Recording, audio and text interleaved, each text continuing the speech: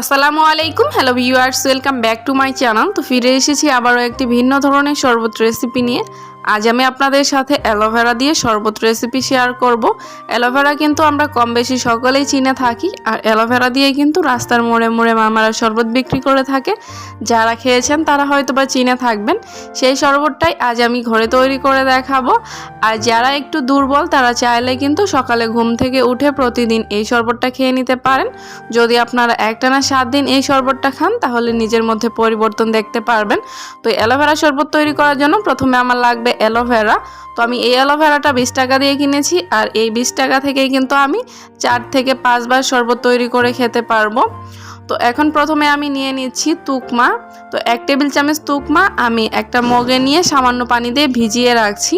তো যখন আমি অ্যালোভেরাটা প্রস্তুত করব এর মধ্যেই কিন্তু তুকমাটা খুব সুন্দরভাবে ভিজে ফুলে যাবে। তো তুকমাটাকে সাইডে রেখে দিলাম।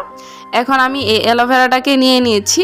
আজ আমি 1 গ্লাস শরবত তৈরি করব, এই জন্য আমি এতটুকু পরিমাণ কেটে নিয়েছি। আসলে আপনারা দেখেই বুঝতে পারছেন, বলে বোঝানোর কিছু নেই। তো এখন একটু খেয়াল করলেই বুঝতে পারবেন যে অ্যালোভেরাটাকে আমি কিভাবে খোসা ছাড়িয়ে নিচ্ছি।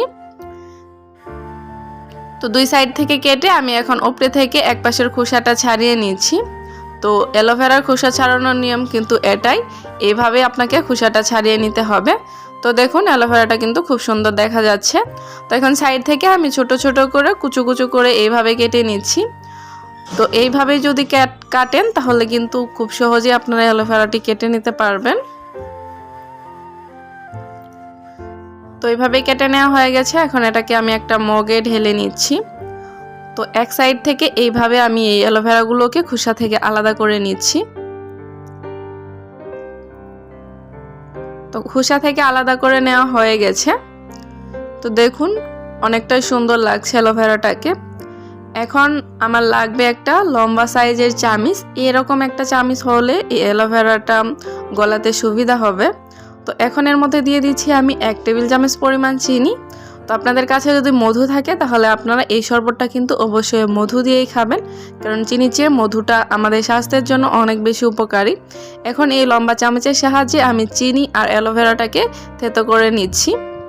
তো এখানে ছোট চামচ হলে কিন্তু এটা থেতো করতে বেশি সময় লাগবে। তো যদি একটু লম্বা সাইজের চামচ হয় তাহলে খুব সহজেই কিন্তু অ্যালোভেরাটা গলে যাবে। দেখেই বুঝতে পারছেন আমি প্রায় 2 মিনিটের মতো এটাকে এইভাবে নেড়ে চেড়ে থেতো করে নিয়েছি। তো এর মধ্যে কিন্তু তুকমাটাও সুন্দরভাবে ভেজানো হয়ে গেছে। এখন যে গ্লাসে বানাবো আমি সেই গ্লাসটা নিয়ে নিচ্ছি। তো নিয়ে নেওয়ার পর এখানে প্রথমে আমি তুকমাটাকে ঢেলে দিচ্ছি, এরপর অ্যালোভেরা আর চিনিটাকে ঢেলে দিচ্ছি। তো ঢেলে দেওয়ার পর এর মধ্যে আমি দিয়ে দিব সামান্য পরিমাণ লেবুর রস।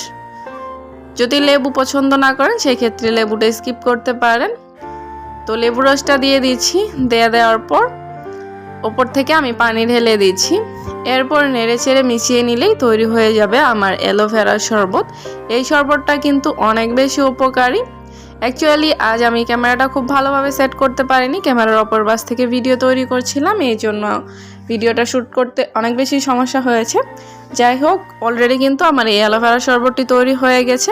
তো খুব সহজ এবং সিম্পলভাবে আপনাদের সাথে এই শরবত রেসিপিটি শেয়ার করার চেষ্টা করেছি। আশা করছি ভালো লেগেছে। যদি ভালো লেগে থাকে অবশ্যই একটি লাইক দিবেন, কমেন্টস করতে ভুলবেন না। সো সম্পূর্ণ ভিডিওটি দেখার জন্য ধন্যবাদ সবাইকে। ভালো থাকবেন। আল্লাহ হাফেজ।